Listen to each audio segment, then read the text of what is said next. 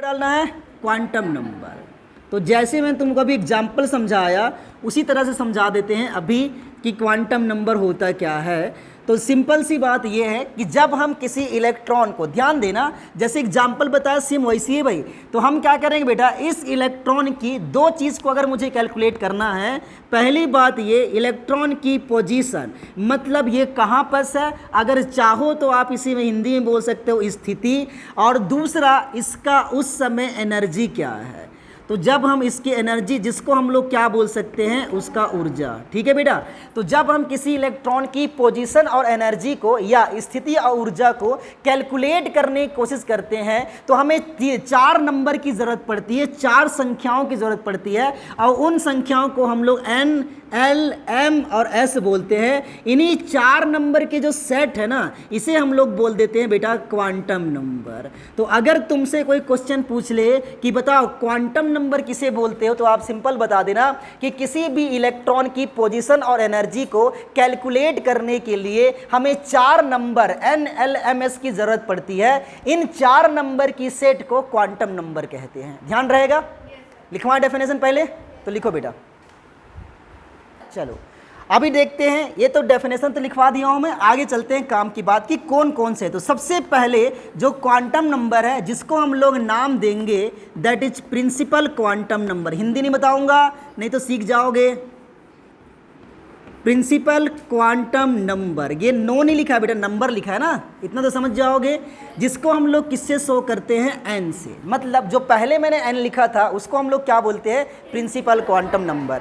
सबसे पहली बात, प्रिंसिपल क्वांटम नंबर करता क्या है, तो देखो सबसे पहली बात ये कि यहाँ पर न्यूक्लियस है और यहाँ पर इलेक्ट्रॉन घूम रहा है। तो ये इलेक्ट्रॉन कौन सा ऑर्बिट में घूम रहा है, कि यहाँ घूम रहा है कि दूसरे वाले में कि तीसरे वाले में, मतलब ये जो प्रिंसिपल क्वांटम नंबर है किसी भी इलेक्ट्रॉन्स के ऑर्बिट के बारे में जानकारी देता है। दैट मीन्स कौन सा ऑर्बिट में घूम रहा है। और बताइए, एक बार बताओ कि ऑर्बिट को हम लोग पहले एन से शो करके रखे थे क्या, और इसकी वैल्यू 1, इसकी वैल्यू 2, ऊपर वाले की 3 इटसेट्रा लिख के रखे थे क्या। दैट मीन्स ये कि इस n की वैल्यू क्या हो सकती है, 1, 2, 3, 4, 5। ये क्या बताता है बेटा, ऑर्बिट की संख्या को पहले बुरा बता चुका हूं, ठीक है ना। दूसरी बात ये बताता है कि साथ ही साथ ये इलेक्ट्रॉन कितने, जैसे बताओ अगर ये इलेक्ट्रॉन यहाँ न्यूक्लियस के पास में तो आप क्या बोलोगे, पास में होएगा। अगर ये यहाँ होगा तो बोलोगे थोड़ा और दूर में होगा। अगर तीसरे वाले में होगा तो और दूर में होगा। तो मतलब क्या पता चल गया कि वो कौन सा ऑर्बिट में घूम रहा है, कितनी दूरी पर है, और कितनी दूरी के साथ उसकी एनर्जी कितना है। जैसे यहाँ घूम रहा होगा तो एनर्जी कम होगा, यहाँ तो और ज़्यादा, जैसे बताया था ना एनर्जी कम है तो इलेक्ट्रॉन को एनर्जी देते यहाँ चला जाता था। दैट मीन्स की एनर्जी क्या रही होगी, कम। तो क्या क्या पता चल गया बेटा, प्रिंसिपल क्वांटम नंबर से एक तो पता चल चुका कि ये कौन सा ऑर्बिट में है, मतलब ये किसके बारे में जानकारी देता है। सबसे पहली बात ऑर्बिट के बारे में, जिसको हम लोग क्या बोल के रखे हैं, सेल, जिनकी वैल्यू कितना होता है 1, 2, 3 वगैरह वगैरह। दूसरा क्या बता के रखा बेटा इसने, उसकी डिस्टेंस, न्यूक्लियस डिस्टेंस कितनी है, तो पहले लिख लेते हैं इसकी पोजीशन, मतलब ऑर्बिट तो हो गया, और दूसरी क्या बेटा, इसकी डिस्टेंस, तो लिख लेते हैं डिस्टेंस फ्रॉम न्यूक्लियस। तो मैं लिख दिया डिस्टेंस फ्रॉम द न्यूक्लियस, कि न्यूक्लियस से कितनी डिस्टेंस पर है। और तीसरा और क्या पता चल जाएगा बेटा कि इसकी एनर्जी कितना है। तो यहाँ पर लिख सकते हैं third point that is energy. तो ये 3 चीज़ों को मैंने एक्सप्लेन कर दिया, यही बताता है। और इसका वैल्यू तो मैंने पहले लिख रखा है, तो लिख लें डेफिनेशन पहले, कोई प्रॉब्लम्स नहीं है। चलो लिखो।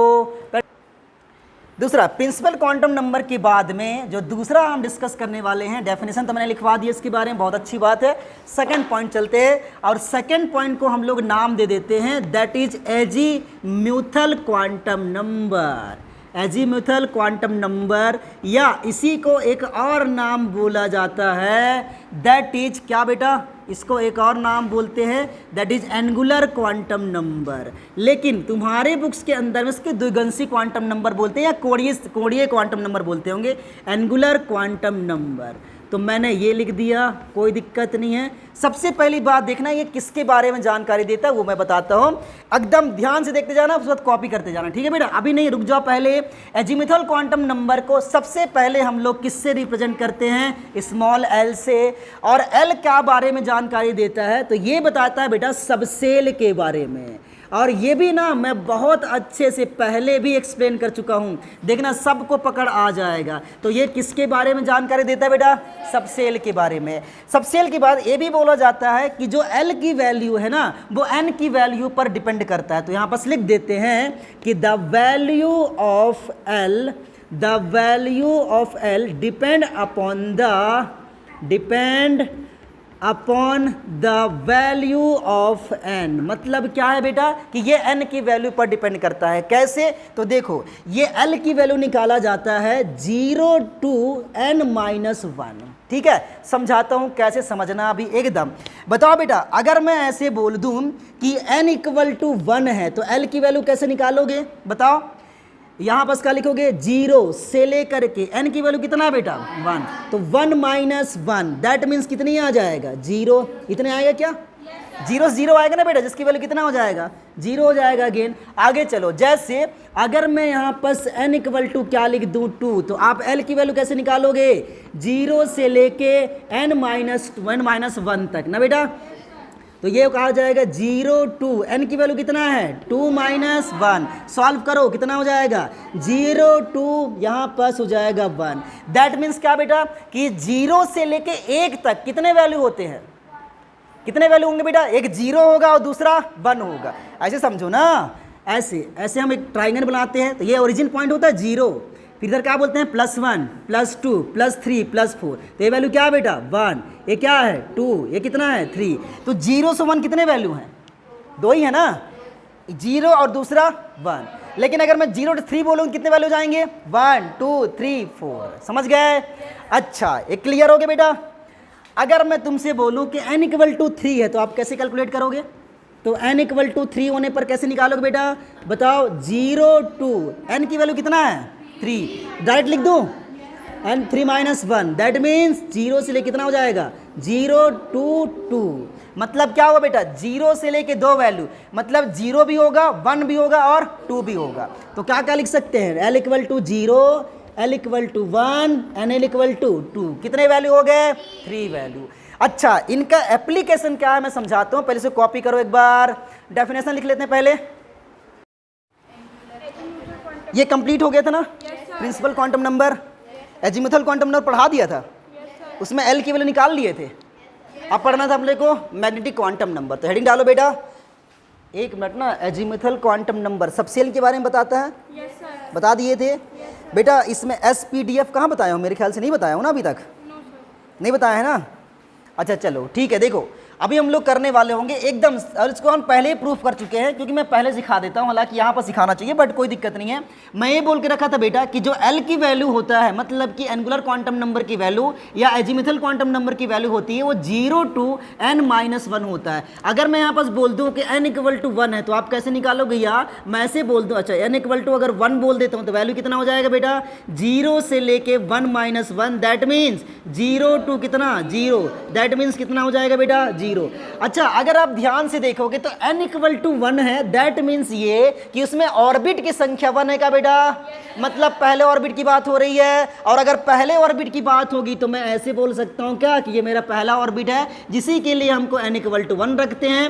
बताओ बेटा, पहले ऑर्बिट्स में नंबर ऑफ सबसेल कितना हुआ करते थे, बताओ कितने कितने, बताओ बताओ बताओ कितने होते हैं। अरे बता के रखा हूं कि नंबर ऑफ सबसेल हमेशा n के इक्वल होता है। n = कितना है, तो कौन सा सबसेल होता है इसमें, कौन सा नाम बताओ, कौन सा सबसेल, S सबसेल ना। अरे बता के नहीं रखा हूं कोर्स, हाँ कौन सा बेटा, S, जिसको हम लोग बड़े प्यार से क्या नाम लिखा करते थे, 1s। अच्छा एक बात बताओ बेटा, सबसे पहली बात ये तो हमारा ऑर्बिट्स हो गया, और मैं बोला कि जो एजीमुथल क्वांटम नंबर है वो किसको बताता है, सबसेल के बारे में। तो पहले ऑर्बिट्स के अंदर में सबसेल कौन सा है, एस है ना। दैट मीन्स इस सबसेल के लिए एल की वैल्यू कितना आया है, समझ में आ गया? दैट मीन्स अगर कभी भी L इक्वल टू 0 आए तो समझ जाना कौन सी सब सेल की बात हो रही होगी, एस सब सेल। आगे चलें, एकदम क्लियर है बेटा?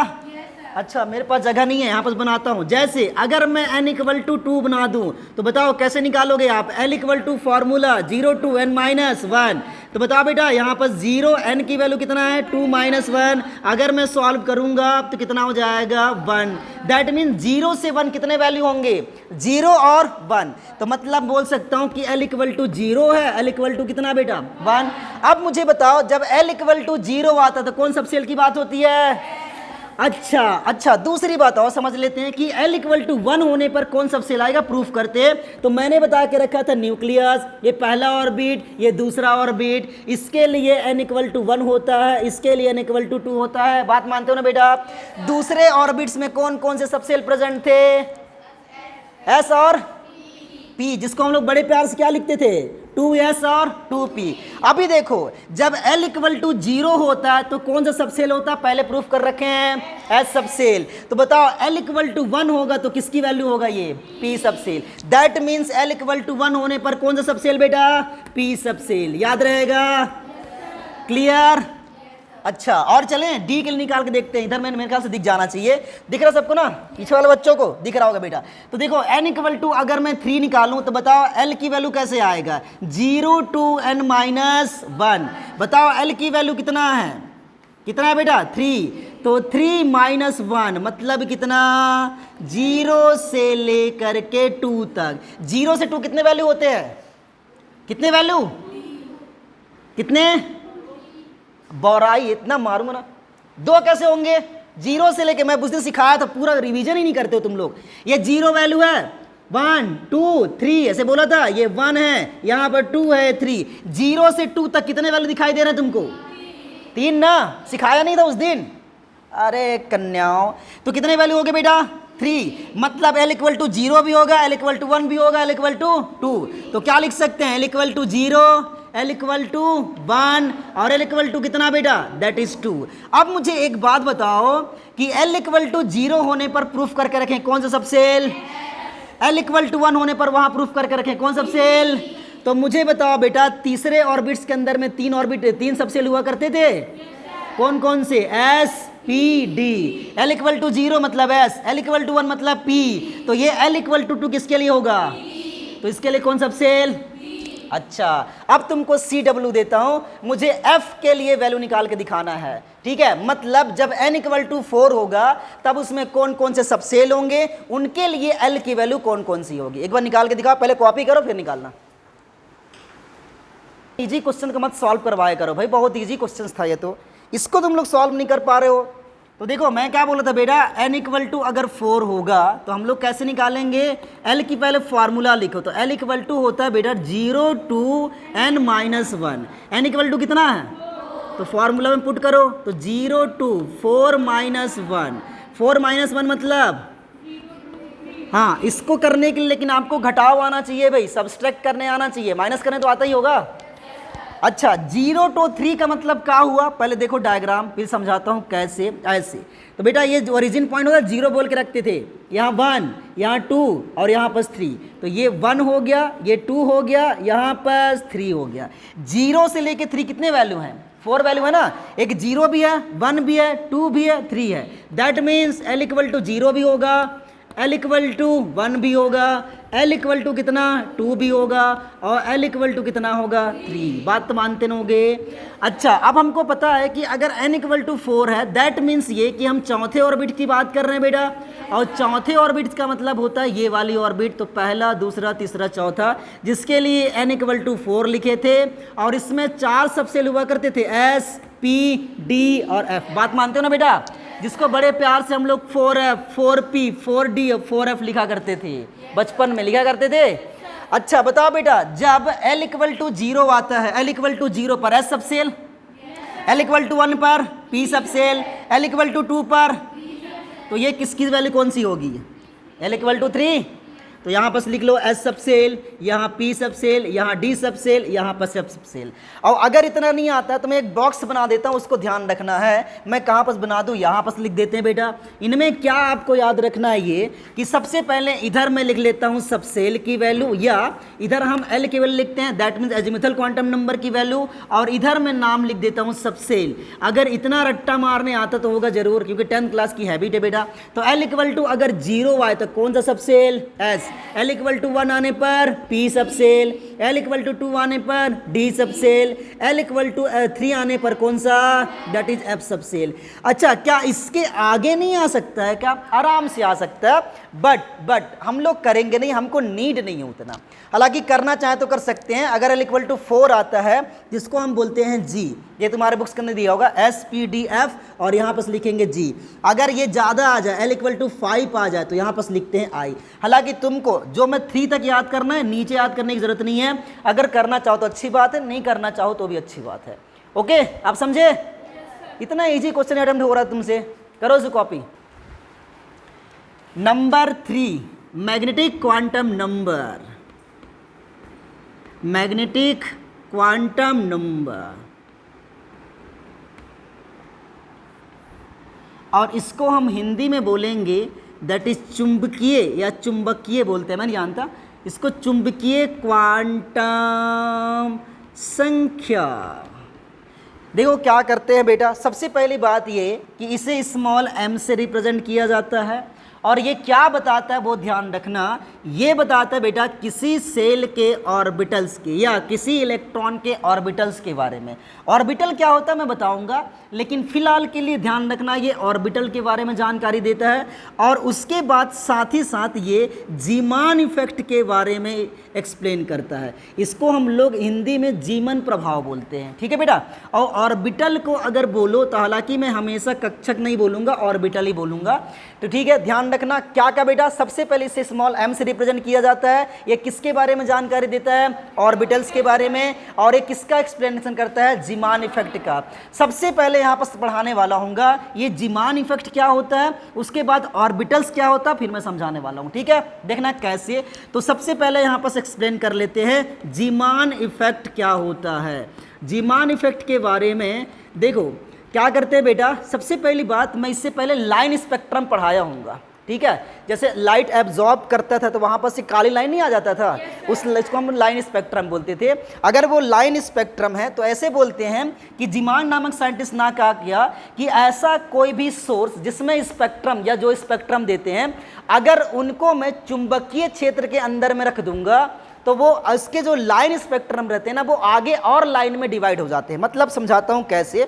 मान लो मेरा यहाँ पास एक ऐसा कोई सोर्स है जो कि लाइन स्पेक्ट्रम देता है, ठीक है। इसमें कितने लाइन आ रहे हैं बेटा, एक लाइन। तो मैं यहाँ पास लिख दिया कि ये जो मैं बनाया हूँ वो लाइन स्पेक्ट्रम है। जैसे हाइड्रोजन के अंदर ही पढ़े थे ना, तो एक स्पेक्ट्रम मिलता था, वो भी लाइन स्पेक्ट्रम का एग्जाम्पल होता है। तो लाइन स्पेक्ट्रम है, इसी स्पेक्ट्रम को क्या करूंगा मैं, ऐसे जगह पे रख दूंगा जहां पर चुंबकीय क्षेत्र हो या मैग्नेटिक फील्ड हो। तो मैं यहां पर अप्लाई कर देता हूं, दैट इज मैग्नेटिक फील्ड, मतलब कि एन और यहां पर एस। तो ये लिख लिया बेटा एन, और इधर लिखता हूं एस, मतलब नॉर्थ और साउथ। ये तो जानते हो कि दक्षिणी ध्रुव उत्तरी ध्रुव, जानते ना बेटा। अगर ये चुंबकीय क्षेत्र है तो जैसे मैं चुंबकीय क्षेत्र में रखता हूं तो ये जो लाइन रहता है ये मोर देन 1 लाइन में स्प्लिट हो जाता है, ठीक है। पहले कितने लाइन था, एक, अब इससे एक से अधिक लाइन मिलना शुरू हो जाते हैं। तो इस प्रभाव को ना सबसे पहले जीमान नामक साइंटिस्ट ने ऑब्जर्व किया था, इसलिए इसको हम जीमान प्रभाव के नाम से जानते हैं। तो आप क्या बोलोगे कि किसी स्पेक्ट्रम उत्पन्न करने वाले स्रोत को अगर चुंबकीय क्षेत्र में रखा जाता है तो उनके लाइन स्पेक्ट्रम एक से अधिक लाइन में और टूट जाता है। इस प्रभाव को सबसे पहले जीमान नामक साइंटिस्ट ने ऑब्जर्व किया था, इसलिए इसे हम जीमान प्रभाव बोलते हैं, ठीक है। चलो देखो कैसे, इसका एग्जाम्पल भी अपने पास है। उसने कहा किया बेटा कि यहाँ पर मैं ले लेता हूँ पी सब सेल। अब बोलोगे पी सब सेल कैसे हो सकता है, तो मैं बताता हूँ कैसे। बताओ बेटा, पी सब सेल के अंदर में इलेक्ट्रॉन पाए जाते हैं क्या, बोलो। अगर इलेक्ट्रॉन पाए जाते तो हम एक्सप्लेन कर चुके हैं कि इलेक्ट्रॉन स्पेक्ट्रम देते हैं, बोलते हैं ना। इसका मतलब ये हुआ कि इसमें जो इलेक्ट्रॉन हैं वो स्पेक्ट्रम दे रहे हैं, और स्पेक्ट्रम दे रहे हैं तो हम इसको बोल सकते हैं स्पेक्ट्रम सोर्स या स्पेक्ट्रम देने वाला स्रोत। तो मैं इंग्लिश में लिख रहा हूँ दैट इज स्पेक्ट्रम सोर्स। इस स्पेक्ट्रम सोर्स को मैं कहाँ अप्लाई कर दूंगा, जैसे एक लाइन मिल रहा था, इसको मैं अब अप्लाई कर देता हूँ कहाँ पर, जहाँ पर नॉर्थ हो और यहाँ पर साउथ हो, जिसको हम लोग क्या बोलना पसंद करते हैं, मैग्नेटिक फील्ड, या क्या बोलते हैं बेटा, चुंबकीय क्षेत्र। तो ये क्या हुआ, ये 3 लाइन में स्प्लिट हो गया कुछ इस तरह से। तो देखो एक लाइन यहाँ, एक लाइन यहाँ, एक लाइन यहाँ, बीच वाले लाइन को हम लोग 0 बोल देते हैं, इधर वाले को हम -1 बोल देते हैं, और इधर वाले को हम +1 बोल देते हैं। ठीक है, इतना ध्यान रखना। अच्छा, इसी तरह से ये p सबसेल, इसी तरह से d सबसेल के अंदर भी तो इलेक्ट्रॉन्स होते हैं ना, तो d सबसेल भी स्प्लिट होना चाहिए था। तो उन्होंने कहा किया कि अगेन मैं यहाँ पर ले लेता हूँ d सबसेल, और यहाँ नाम भी लिख देते हैं कि ये मेरा d सबसेल है। इस d सबसेल के अंदर में एक लाइन स्पेक्ट्रम आ रहा था, उसको मैं कहाँ रख दूंगा, एक चुंबकीय क्षेत्र के अंदर में, जहाँ मैं लिख सकता हूँ n और यहाँ लिख सकता हूँ s। तो ये जो लाइन स्पेक्ट्रम है ना, वो फर्दर मोर देन और लाइन में टूट गया। कितने लाइन में टूटा, वो टूटता है बेटा 5 टाइम में। तो ये ऐसे करे, एक यहाँ, एक यहाँ, और एक यहाँ, और एक यहाँ। ठीक है, इनकी वैल्यू डिसाइड कर लो। जैसे 0 था, इसके देख 0 था, 0 के अगल बगल वाले क्या बोले थे, -1 +1, इसको क्या बोलूंगा बेटा, -1, इसको क्या बोलूंगा, +1। तो इधर उसके बगल वाले क्या बोलूंगा, -2, उधर वाले को +2। कोई दिक्कत? अच्छा, इसकी वैल्यू कैसे निकालते हैं मैं बताने वाला हूँगा, लेकिन ये बात समझ में आई क्या? लेकिन इसी तरह से अगर मैं d सबसेल को लेके जाता हूँ ना, जैसे नहीं d के साथ में f लेके जाते हैं, यहाँ पर बना रहा हूँ देखना शायद, तो ये हो जाएगा बेटा f सबसेल, मैं नाम भी लिख दिया दैट इज f, यहाँ पर लिख लेते हैं f सबसेल। और f सबसेल स्पेक्ट्रम देता है, इसलिए इसको मैं बोल सकता हूँ स्पेक्ट्रम उत्पन्न करने वाला स्रोत। इसको जैसे हम लोग कहाँ रखेंगे, सबसे पहले लाइन स्पेक्ट्रम, ये लाइन स्पेक्ट्रम को मुझे कहाँ रखना है, नॉर्थ और साउथ में, दैट मीन्स चुंबकीय क्षेत्र के अंदर में। तो ये फर्दर 7 लाइन में स्प्लिट हो गया था। 7 लाइन में कैसे स्प्लिट हुआ था मैं बताऊंगा, इसकी वैल्यू कैसे आता है। लेकिन पहले देखो तो क्या कर सकते हैं बेटा, यहाँ पर 0, बगल वाले को हम लोग क्या बोला करते थे, -1, उसके बगल वाले क्या बोलते थे, +2, यहाँ पर क्या हो जाएगा बेटा, +2, +2 के बगल नहीं, यहाँ पर क्या हो जाएगा, -2, -2 के बगल वाले में क्या लिखेंगे, तो उधर वाले क्या लिखेंगे बेटा, फिर +3। तो ये कितने लाइन हो गए, काउंट करो, 7 हो गए ना। इसी तरह से और भी होते हैं, जैसे G, H वगैरह वगैरह, उसको ज़रूरत नहीं है, लेकिन मैंने भाई P बताया, D बताया, F बताया, S तो आपने बताया ही नहीं है, तो कहाँ पर बताऊँ, मेरे पास स्पेस नहीं है, मैं S यहाँ पर बता देता हूँ, मेरे ख्याल से जगह दिखाई दे रहा है। तो S सबसेल यहाँ पर जो कि एक लाइन दे रहा था, जब मैं इसको कहाँ रखूँगा, चुंबकीय क्षेत्र के अंदर में, नॉर्थ और साउथ के अंदर में, तो इस ये अभी कोई लाइन स्प्लिट नहीं होता था बेटा, एकदम वही सीधे के सीधे आ जाता है, मतलब ये फर्दर स्प्लिट नहीं होता है। मतलब ये बोल सकते हैं कि S सबसेल के अंदर में कितने लाइन स्पेक्ट्रम पाए जाते हैं, 1। ओके, अच्छा, ये जो लाइन स्पेक्ट्रम दिख रहा है ना, इसी को आगे जाके हम लोग एक चीज बोलना पसंद करेंगे, दैट इज ऑर्बिटल। कैसे मैं बताऊंगा, लेकिन ये कॉन्सेप्ट समझ में आया क्या? सबसे पहले लिखते हैं जीमान प्रभाव, फिर लिखेंगे ऑर्बिटल्स। लिखना ऑर्बिटल का डेफिनेशन कि किसी एटम के न्यूक्लियस के चारों ओर का, किसी एटम के न्यूक्लियस के चारों ओर का वह क्षेत्र, वह स्पेस या वह स्थान, जो भी लिख लो आप, क्या बेटा, किसी परमाणु के न्यूक्लियस के चारों ओर का वह स्पेस, ठीक है बेटा, जहां पर इलेक्ट्रॉन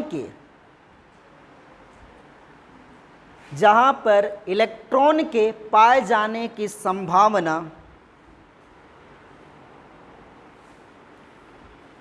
संभावना मैक्सिमम होती है, ऑर्बिटल कहलाता है।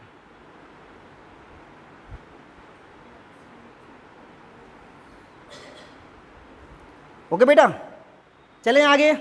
चलो भाई, अभी देखो ऑर्बिटल की वैल्यू निकालते हैं। चले बेटा, सबसे पहली बात आगे चलो। अभी मैं बोल रहा हूं कि m की जो, आगे पॉइंट लिख लो बेटा, कि जो m की वैल्यू होती है वो l की वैल्यू पर डिपेंड करता है। तो m की वैल्यू l की वैल्यू पर डिपेंड करता है। तो लिखो बेटा, लिख लो m की वैल्यू एल की वैल्यू पर डिपेंड करता है। अरे जल्दी जल्दी लिखा करो, आलसी टाइप का मत लिखा करो भाई। Depend upon the value of L, value of L. देखो कैसे, तो सबसे पहली बात, जैसे हम लोग एल की वैल्यू निकालते वैसे निकालते बेटा।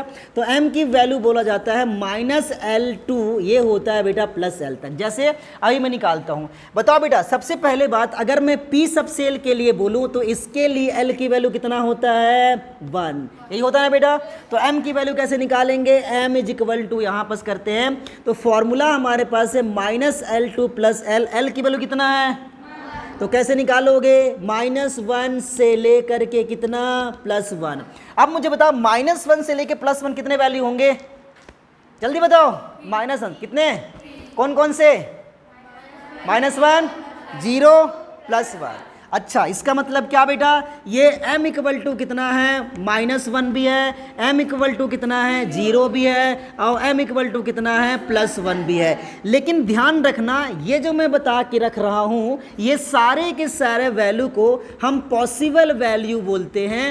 m का पॉसिबल वैल्यू, क्यों मैं समझाऊंगा, लेकिन फिलहाल यही समझते जाओ कि ये पॉसिबल वैल्यू है। आगे अगर मैं ऐसे बोल दूं कि अगर l इक्वल टू मेरे पास 3 हो, 3 का नहीं मतलब 2 बोलते हैं, और 2 का मतलब कौन सा सबसेल बेटा, कौन subshell, D subshell. D subshell के लिए m की वैल्यू कैसे निकालोगे, फॉर्मूला क्या है, -L2 + L। l की वैल्यू कितना है 2, तो क्या लिखो बेटा, -2 +2। बताओ -2 से लेकर +2 कितने वैल्यू होंगे, कौन कौन से, हाँ, तो m इज इक्वल टू -2, -1, 0, +1 और +2। अब तो समझ गए बेटा, कितने वैल्यू हो गए, 5 हो गए ना। इन सारे वैल्यू को हम लोग क्या उनसे वैल्यू बोलते हैं, फिलहाल पॉसिबल वैल्यू, या पॉसिबल m वैल्यू बोल दो तो मैं पॉसिबल वैल्यू लिख रहा हूँ। कैसे, अभी मैं सिखाऊंगा पॉसिबल वैल्यू प्रीफर वैल्यू का क्या मतलब होता है, इतना समझ पाए। लेकिन अब मैं क्वेश्चन दे रहा हूँ, उसको करना, अगर ये समझ गए पहले कॉपी करना, उसके बाद क्वेश्चन करना। आपको निकालना बेटा, अगर l इक्वल टू f हो, मतलब नहीं, l इक्वल टू कितना हो, दैट इज 3, तब m के कितने वैल्यू होंगे। साथ ही साथ अगर l इक्वल टू 0 होगा, मतलब s सबसेल, तब m की वैल्यू कितने होंगे। ये दोनों निकाल के दिखाओ जल्दी से, पहले कॉपी कर लो, दिक्कत नहीं है। सबसे पहली बात देखो बेटा, मैं क्या करने वाला हूँ कि यहाँ पर सबसे पहले लिख लेते हैं l इक्वल टू कितना होना चाहिए, l इक्वल टू 0, और l इक्वल टू 0 का मतलब होता है बेटा s सबसेल। ये तो बच्चा जानता होगा मेरे ख्याल से। तो m की वैल्यू किसे निकाल लेंगे, तो -02 + 0, दैट मीन्स m की वैल्यू कितना हो जाएगा 0। देखो अगर तुम ध्यान से देखोगे ना, तो l इक्वल टू मतलब s सबसेल, s सबसेल ये किसको बताता बेटा, ऑर्बिटल के बारे में। मतलब f सबसेल के अंदर में कितने ऑर्बिटल होंगे, कितने, 0 नहीं, वो m की वैल्यू 0 है, 1 ना होगा बेटा, कितने होंगे। इस तरह से आगे चलो, आगे मैं अगर l इक्वल टू 1 निकाल दूं तो m इक्वल टू कितना हो जाएगा, बताओ, -1, 2 कितना आ जाएगा बेटा, +1, that means m equal to -1, 0, +1। तो बताओ l इक्वल टू 1 का मतलब कौन सा सबसेल होता है, p सबसेल। और p सबसेल का मतलब क्या हो गया बेटा, पी सबसेल का मतलब कितना, कितने ऑर्बिटल हो जाएंगे इसमें, 3 ऑर्बिटल। और अगर तुम ध्यान से देखोगे ना, तो मैं पी सबसेल के अंदर जीमान इफेक्ट भी बता के रखा था कि 3 पार्ट में स्प्लिट होता है। मतलब जीमान इफेक्ट की जो वैल्यू निकाल रहे थे ना, -1, 0, +1, वो कहाँ से निकाल रहे थे, यहाँ से। आगे चलो, इसका मतलब ये बेटा, अगर मैं पी सबसेल ऐसे बनाऊं तो इसके अंदर में 3 ठो बॉक्स बनाऊंगा। ये बॉक्स नहीं है बेटा, 3 ठो लाइन स्पेक्ट्रम है, एक लाइन स्पेक्ट्रम, दूसरा, अब ये तीसरा। इसके लिए माइनस का, इसकी वैल्यू कितना है, -1, इसको कितना 0, इसका कितना +1। तो अगर तुमको कभी भी ना p ऑर्बिटल बनाना है तो आप ऐसे बनाना, p सबसेल तो एक डब्बा होगा, लेकिन p ऑर्बिटल कैसे बनेंगे बेटा, आईना, समझ गया, जिसकी वैल्यू कितना कितना है, -1, 0, +1। आगे चलो, आगे मैं l इक्वल टू कितना लिख लेता हूँ 2, और m की वैल्यू कैसे निकालोगे, -2, -1, 0, +1, और यहाँ पास +2। 2 का मतलब कौन सबसेल, कौन सबसेल बेटा, जोर से बोलो। अब अगर ये डी सबसेल है तो डी सबसेल के अंदर में कितने ऑर्बिटल पाए जाएंगे, कितने बेटा, 5 ना। इसको क्या बोलेंगे, -2, -1, 0, +1, और ये +2, कोई दिक्कत नहीं है। अब देखो, अगर मैं ऐसे बोलूं कि अगर इस ऑर्बिटल के ना, मतलब इन लाइन स्पेक्ट्रम के लिए m की वैल्यू कितना है, तो आप क्या बोलोगे, -2। मतलब ये जो दिखाई दे रहा है ना ये वाले, तो ये वाले इस ऑर्बिटल के जो -2 है इसको हम लोग बोलेंगे इसका प्रीफर वैल्यू। क्या बोलेंगे बेटा? अच्छा, इसी तरह से इस ऑर्बिटल की प्रीफर वैल्यू कौन सी है? इसके लिए, इसके लिए, इसके लिए। क्लियर? आगे आगे कहाँ करूँ मैं? मेरे पास जगह नहीं, पहले कॉपी करो फिर करते। ऐसे तो ऊपर रफ कर सकते हैं और ऊपर मैं समझा देता हूँ। इसको थोड़ा रफ कर लेते हैं बेटा, क्योंकि मुझे स्पेस की ज़रूरत पड़ेगी थोड़ी बहुत। अब देखो आगे चलते हैं और L = मैं लिख देता हूँ 3, और 3 का मतलब हो जाएगा F सबसेल। तो यहाँ पर F सबसेल बनाते हैं। इसका M की वैल्यू निकालो बेटा। अगर M की वैल्यू निकालोगे तो कितना हो जाएगा? -3, -2, -1, 0, +1 और यहाँ पर +2 और यहाँ पर +3। यहाँ पर F सबसेल लिखो और F सबसेल के अंदर में कितने ऑर्बिटल पाए जाएंगे? तो ये 1 2 3 4 5 6 और ये 7 हो गया। वैल्यू क्या है? -3, -2, -1, 0, +1, +2, +3। ओके बेटा? अच्छा, अभी मैंने बताया था कि अगर ये ऑर्बिटल हैं और अगर ये ऑर्बिटल है तो इलेक्ट्रॉन तो यहीं पाए जाएंगे ना बेटा? सही बात है। अब यहाँ से स्टार्ट करते हैं। सबसे पहले बताओ S के अंदर में मैक्सिमम कितने इलेक्ट्रॉन होते थे? 2। वो कहाँ पाए जाएंगे बेटा? यहाँ पर लिखा नहीं एक्चुअली में। ये S सबसेल है तो इसमें तो एक ही डब्बा पाया जाएगा ना। इसमें कितने इलेक्ट्रॉन होंगे? 2 इलेक्ट्रॉन। तो मैं 2 इलेक्ट्रॉन्स लिख दे रहा हूँ, भर नहीं रहा हूँ। ठीक है? अच्छा आगे चलो। M के अंदर में कितने ऑर्बिटल है? कितने ऑर्बिटल हैं? 3 ऑर्बिटल। कितने इलेक्ट्रॉन पाए जाते थे मैक्सिमम? मैक्सिमम इलेक्ट्रॉन्स 6 था ना? हाँ, S के अंदर में 2, P के अंदर में 6, D के अंदर में 10 और F के अंदर में 14 करे थे। 18 बोल रही लड़की। तो बताओ बेटा आगे इसमें कितने इलेक्ट्रॉन पाए जाएंगे? 6 का मतलब ये हुआ कि 3 मेरे पास डब्बे हैं और 3 डब्बे का मतलब इक्वल भरो, कितने कितने आएंगे? 2। मतलब एक ऑर्बिटल के अंदर में मैक्सिमम कितने इलेक्ट्रॉन आ सकते हैं?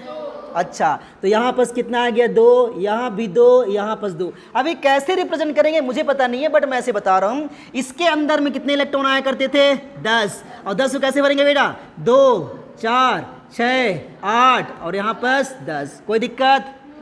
यहाँ पर कितना आया करते थे? कितना बेटा? तो ये 2, 4, 6, 8, 10, 12 और यहाँ पर 14। कोई दिक्कत? समझ में आ गया? इससे पता चला कि हर एक ऑर्बिटल के अंदर में मैक्सिमम नंबर ऑफ इलेक्ट्रॉन कितने हो सकते हैं? 2। कम हो सकते हैं लेकिन 2 से ज्यादा। क्लियर? अब जोरॉक्स करो बच्चों को। देख बेटा कैसे करते हैं। चौथा नंबर जिसको मैं बोलना पसंद करूंगा स्पिन क्वांटम नंबर, और इस स्पिन क्वांटम नंबर को हम लोग इसको एक क्या बोलते बेटा? स्पिन क्वांटम नंबर को हिंदी में बोलेंगे दैट इज चक्रण क्वांटम संख्या। लेकिन हालांकि आपको जानने की जरूरत नहीं है, मैं लिख दे रहा हूँ चक्रण क्वांटम संख्या। और इसको हम बड़े प्यार से किससे शो करते हैं? दैट इज स्मॉल s से। ठीक है बेटा? सबसे पहली बात ध्यान रखना कि मैंने क्या बोला है, स्पिन क्वांटम नंबर किससे शो करते हैं? स्मॉल s से। और ये स्मॉल s क्या बताता है? इलेक्ट्रॉन के स्पिन को बताता है। स्पिन का क्या मतलब है अभी मैं समझाने वाला हूँ। तो ये बताता है स्पिन मोशन ऑफ इलेक्ट्रॉन। तो इतना हम लिख देते हैं। अब समझना कैसे बेटा। अभी तक हम ये पढ़ के रखे हैं कि यहाँ पर न्यूक्लियस है और ये ऑर्बिट्स के मतलब न्यूक्लियस के चारों ओर ना ऑर्बिट में रिवॉल्व करते रहता है। यही पढ़े ना बेटा? तो जब इलेक्ट्रॉन न्यूक्लियस के चारों ओर रिवॉल्व करता है उस मोशन को बड़े प्यार से हम लोग नाम दे देते हैं दैट इज ऑर्बिट मोशन। लेकिन ये इलेक्ट्रॉन ना ऑर्बिट के मोशन के साथ साथ ना अपने एक्सिस में रिवॉल्व करते रहता है। कैसे? मैं समझाता हूँ। जैसे मैं क्या करूँ, देख हाथ को मान के चलो। ठीक है बेटा? ये इसके अराउंड में अगर ऐसे रिवॉल्व कर रहा होगा ना, कर रहा है, देखो दिख रहा है। अब बेटा ये साथ ही साथ ना अपने एक्सिस में घूमते रहेगा। इसे देख, ये भी घूम रहा है, ऐसे भी घूम रहा है। जैसे देखना सन के अराउंड जो पृथ्वी घूमते रहता है ना, उसको 1 साल लगता है पूरा चक्कर लगाने में, मतलब 365 डेज। लेकिन 24 घंटे में अपना एक चक्कर पूरा कर लेती है वो। दैट मीन्स ये देखो ऐसे तो ऐसे घूमने में कितना साल लगेगा उसको? 1 साल। लेकिन एक चक्कर इतना पूरा कंप्लीट करने में कितना टाइम लगता है? 24 आवर। समझ पाए? इसका मतलब ये हुआ बेटा कि जब चारों ओर घूमता है इलेक्ट्रॉन तो उसको कौन सा मोशन बोलते हैं? Orbit motion. लेकिन जब एक्सिस में मूव करता है ना तो उसको हम बोलते हैं स्पिन मोशन। दैट मीन्स ये कि अगर इलेक्ट्रॉन कभी इस जैसे मैं बना दिया यहाँ पर एक्सिस और एक्सिस में कहा बोलूँ कि इलेक्ट्रॉन अगर ऐसे घूम रहा होगा तो इस मोशन को हम लोग नाम देते हैं स्पिन मोशन, हिंदी में इसे बोला जाता है चक्रण गति। ओके बेटा, और ये अगर ये एक्स एक्सिस है तो देखो ऐसे से घूम रहा है ना, ये जरूरी थोड़े कि इधर घूमे, ये कभी कभी इसी एक्सिस के इस डायरेक्शन में भी घूम सकता है। अगर इसको देखोगे तो बताओ ये कौन सा डायरेक्शन में दिख रहा है, घड़ी के डायरेक्शन में दिख रहा है क्या, क्लॉकवाइज बोल रहे हैं ना बेटा, तो इसको हम लोग क्या बोलते हैं, दैट इज क्लॉकवाइज मोशन या क्लॉकवाइज। लेकिन अगर ये इस साइड घूम रहा होगा मतलब घड़ी के उल्टा दिशा में, तो इसको हम लोग क्या नाम दे देंगे, दैट इज एंटी क्लॉकवाइज। ठीक है बेटा, तो देखो जब क्लॉकवाइज घूमता है तो उस इलेक्ट्रॉन को हम लोग नहीं, क्लॉकवाइज जब घूमता है तो उसके लिए जो स्पिन क्वांटम नंबर की वैल्यू आती है वो आता है बेटा हाफ प्लस हाफ। ठीक है, लेकिन जब वो एंटी क्लॉकवाइज आता है तो इसके लिए एस की वैल्यू क्या लिख सकते हैं, माइनस हाफ। क्लियर बेटा, साथ ही साथ अगर आप प्लस हाफ बोल रहे हो तो इस इलेक्ट्रॉन को शो हम लोग कैसे कर देते हैं, इस तरह से। ओके, ऐसे सिंबल्स रहेगा। जब वो एंटी क्लॉकवाइज होगा तो इसको हम नीचे साइड शो कर देंगे। ओके, कोई दिक्कत नहीं बेटा, प्रॉब्लम खत्म, समझ में आया। तो मैंने कहा बोला कि ये बताता है स्पिन मोशन को। स्पिन मोशन का मतलब जब इलेक्ट्रॉन एक्सिस में रिवॉल्व करता है उसको हम क्या बोलते हैं, स्पिन मोशन बोलते हैं। या मोशन दो तरीके से हो सकता है, या तो क्लॉकवाइज डायरेक्शन में हो जाए या एंटी क्लॉकवाइज में हो जाए। जब क्लॉकवाइज घूमेगा तो इसके लिए स्पिन क्वांटम नंबर की वैल्यू कितनी हो जाएगी, प्लस हाफ। इसको इस तरह से शो की जाएगी। लेकिन अगर इसकी डायरेक्शन एंटी क्लॉकवाइज डायरेक्शन में हुआ तब इसको हम लोग क्या बोलेंगे, नहीं इसके लिए एस की वैल्यू कौन सी होगी, माइनस हाफ। शो कैसे करेंगे, इस तरह से। ठीक है बेटा, ध्यान रहेगा। चलो इतना ही लिखना था भाई कि जब इलेक्ट्रॉन एक्सिस मोशन करता है उस समय जो इसका एंगुलर मोमेंटम की वैल्यू आता है, तो एंगुलर मोमेंटम की वैल्यू अगर तुम चाहो तो इसको MVR लिख सकते हो। ये आता है बेटा root that is S plus 1 और यहाँ h/2π। अगर एंगुलर मोमेंटम को बोलोगे ना तो हम लोग पहले इसको MVR से रखे हैं, याद करो बेटा। और इतना इक्वल टू क्या लिख सकते हैं, रूट ये हो जाएगा एस प्लस 1 और यहाँ पर लिखेंगे h/2π। हो सकता है तुमको ये बुक्स के अंदर ना मिले, कभी कभी ये भी मिल सकता है। ये MVR इज इक्वल टू हो जाएगा root that is S plus 1 और यहाँ पर h क्रॉस। ये हो गया बेटा घर घर की कहानी। ठीक है, तो ये क्या होता है कि जब ये ऑर्बिट्स के अंदर में रिवॉल्व रहता है, मतलब जब ये ऑर्बिटल के अंदर में घूमते रहता है, मतलब एक्सिस मोशन करते रहता है, तो उसका एंगुलर मोमेंटम के वैल्यू को इस तरह से रिप्रेजेंट किया जाता है। ये पेपर में पूछ लिए जाते हैं कभी कभी, तो लिख लो बेटा, क्या लिखो।